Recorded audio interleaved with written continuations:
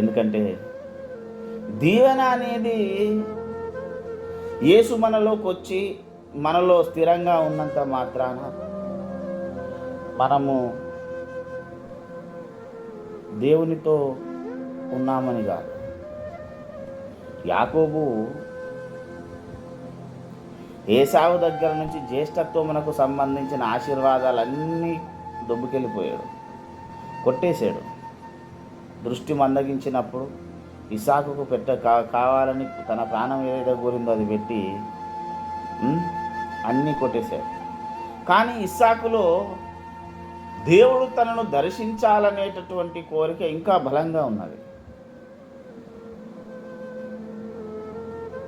ఏం లోటైంది యాకోబుకు? అన్నీ ఉన్నాయి. తన మామ ఇంటి నుంచి వస్తున్నప్పుడు 2 భార్యలు సకల ఆస్తులను పట్టుకొని వచ్చాడు. అక్కడికి వెళ్ళి బాగానే సంపాదించాడు ఆయన, ఏం తక్కువేం లేదు యాకోబు.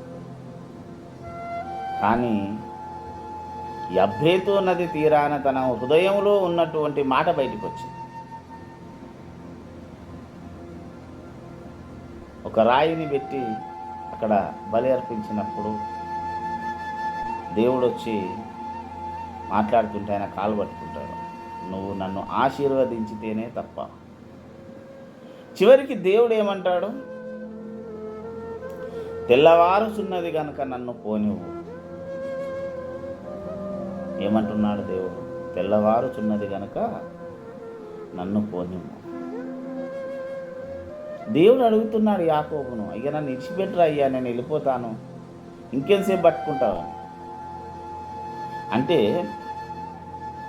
ఇక్కడ ఒక 2 విషయాలు మనం గమనించాలి. నీ లోపల ఆసక్తి ఉన్నప్పుడు దేవుడు నిన్ను విడిచిపోడు. నీ కళ్ళ ముందు ఆయన సాక్షాత్కారమైన నీ అనుమతి లేనిదే నీ దగ్గర నుంచి తొలగిపోడు. యాకోబు ఏమంటాడో, ఎంతసేపు మాట్లాడుకున్నారో ఏం చేశారో తెలియదు, కానీ చివరికి ఒకటే పట్టుకున్నాడు యాకోబు, మాకు పట్టు, నీవు నన్ను ఆశీర్వదిస్తేనే తప్ప నేను నిన్ను వదిలే ప్రసక్తే లేదు. నువ్వేమన్నా చెయ్యి, కానీ నాకు నీ ఆశీర్వాదం కావాలి ప్రభు అని పట్టుకున్నాడు.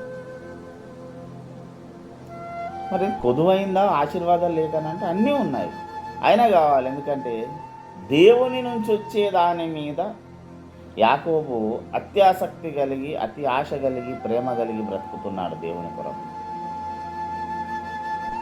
దేవుడు చూసి చివరికి ఈయన ఏమై ఉన్నాడో యాకోబు తెలుసుకోవాలనుకున్నాడు.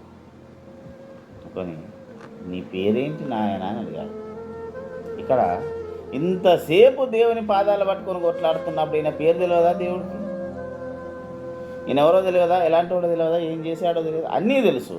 కానీ దేవుడి సన్నిధిలో ఈయన నా సన్నిధిలో ఉన్నాడు, యాకోబు ఏం మాట్లాడతాడో చూద్దామని అడిగాడు. ఏమని? ఆయన నీ పేరేంటి అంటే యథార్థంగా ఒప్పుకున్నాడు. అయ్యా నేను యాకోబును. ఏంటట? అయ్యా నేను యాకోబును అంటే దానికి అర్థం ఏంటి? అయ్యా నేను మోసగాన్ని, మోసపూరితంగా నేను బ్రతుకుచున్నాను, మోసపూరితంగా నేను బ్రతికాను, నేను యాకోబును అని ఒప్పుకున్నాను. అప్పుడు అన్నాడు, ఇక మీదట నీవు యాకోబు కాదు, ఇశ్రాయేల్ అనబడదు. ఎందుకు ఇశ్రాయేల్? ఇశ్రాయేల్ అనే పేరుకి అర్థం ఏంటి? దేవునితో పోరాడి గెలిచాడు. నిజంగా యాకోబు దేవునితో పోరాడి గెలిచాడా? దేవునితో పోరాటం సాధ్యమేనా? బైబిల్ గ్రంథంలో వాక్యమే చెప్పబడింది, యాకోబు దేవునితో పోరాడి గెలిచిన కనుక ఆయన అన్నాడు సాక్షాత్తు, నీవు దేవునితోనూ మనుషులతోనూ పోరాడి గెలిచితివి కనుక ఇక మీదట నీ పేరు యాకోబు కాదు ఇశ్రాయేలు అన్నాడు. సరే, మనుషులతో పోరాడి గెలవాలంటే బుద్ధిబలము భుజబలము కావాలి. సరే, యాకోబుకు బుద్ధిబలం చాలా ఉంది కనుక గెలిచాడు. దేవునితో ఎలాగ పోరాడి గెలవగలిగాడు?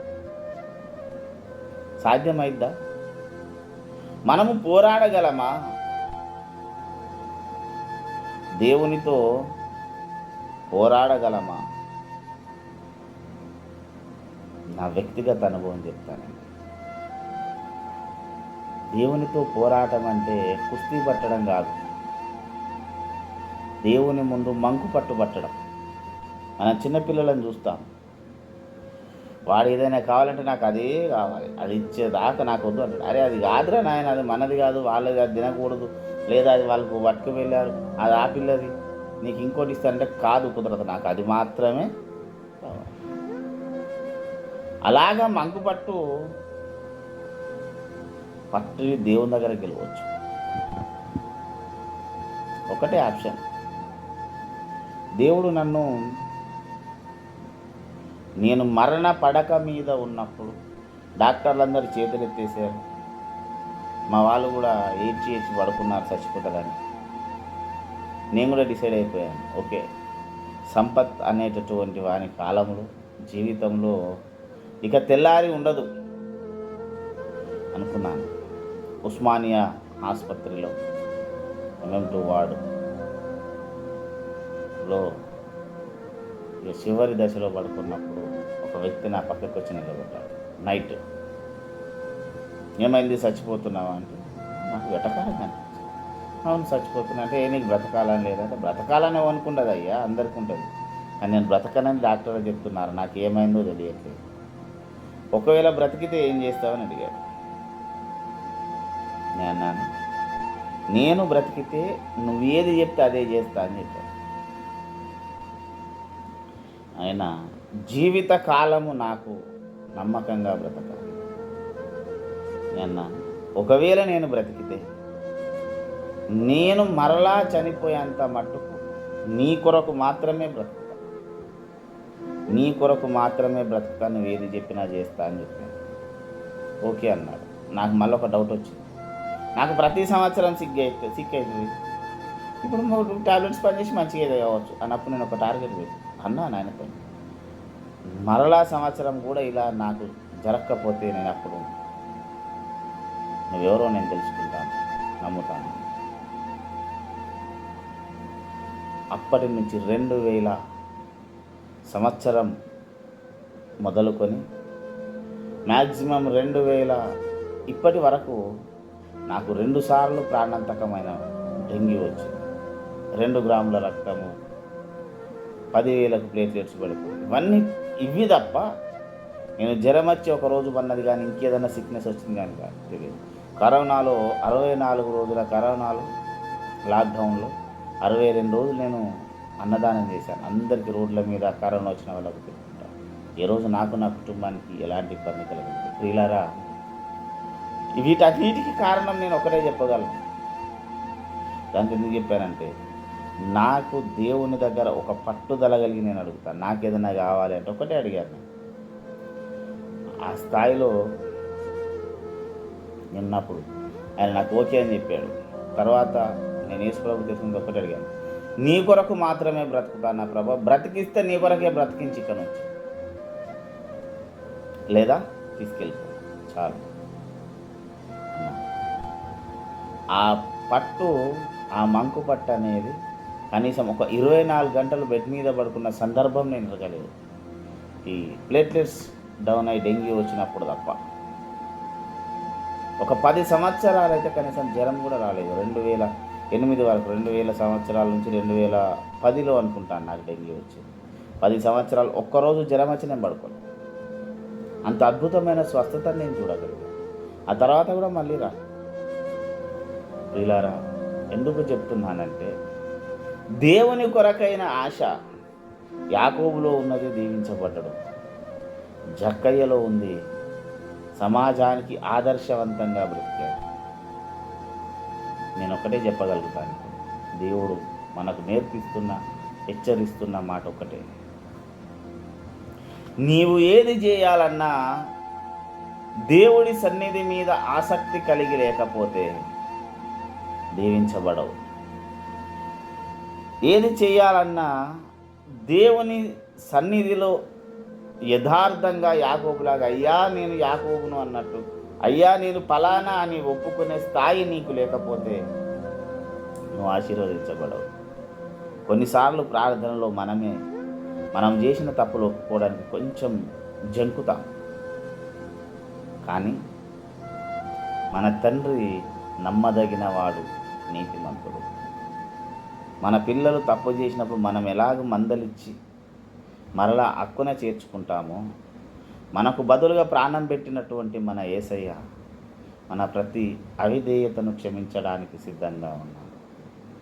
ప్రియులారా, ఈ రాత్రికాల సమయం, ఈ ఉదయకాల సమయం, వేకువజామున, ఈ మధ్యరాత్రి వేళ మనము దేవుడి సన్నిధికి వెళ్ళి ఈ వాక్యం విన్న తర్వాత మోకరించి మన స్వరమెత్తి యేసు కొరకు ఎదురు చూచే వారమై ఉండాలి. దేవుడి సన్నిధిలో మన యథార్థతను ప్రదర్శించే వారమై ఉండాలి. మన ఆసక్తిని దేవుని మీద ఎంత ఉన్నదో కనబరిచే వారమై ఉండాలి. అలాంటి స్థితి ఎప్పుడైతే మనం కలిగి ఉంటామో అప్పుడు మన జీవితంలో సంపూర్ణమైనటువంటి ఆశీర్వాదమును మనం పొందుకోగలుగుతాం. దేవుడు మన ఇంట ఉంటాడు. యేసు ఉన్న ఇల్లు ఏ దానికి కొదవలేనిదిగా సకల ఆశీర్వాదాల చేత ఎప్పుడూ తులతూగుతుంది. ఆ ఇంట్లో అనారోగ్యం ఉండదు, అసౌకర్యం ఉండదు, కరువు కాటకాలు ఉండవు, ఇరుకులు ఇబ్బందులు ఉండవు. యేసు అంటేనే రక్షణ. ఈ రక్షణ మనకు, మన జీవితాలకు, మన పిల్లలకు, మన కుటుంబాలకు, మన ఆస్తిపాస్తులకు, సకలము మనకు సంబంధించిన ప్రతిదానికి రక్షణగా ఉండి కాపాడబడునుగాక. ఆమేన్.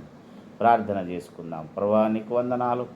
విన్న వాక్యంను సైతాన్ని ఎత్తుకోకుండా నీరు కట్టి ఫలింపచేయండి. మంచి నీళ్ళలో పడ్డ విత్తనం నూరంతలు ఫలించినట్లు అందరి జీవితాల్లో ఫలించే కృపను దయచేయండి. నువ్వే తోడై నీ కృపలో భద్రపరచు. ప్రభువా, జక్కయ్యకున్న ఆతృత,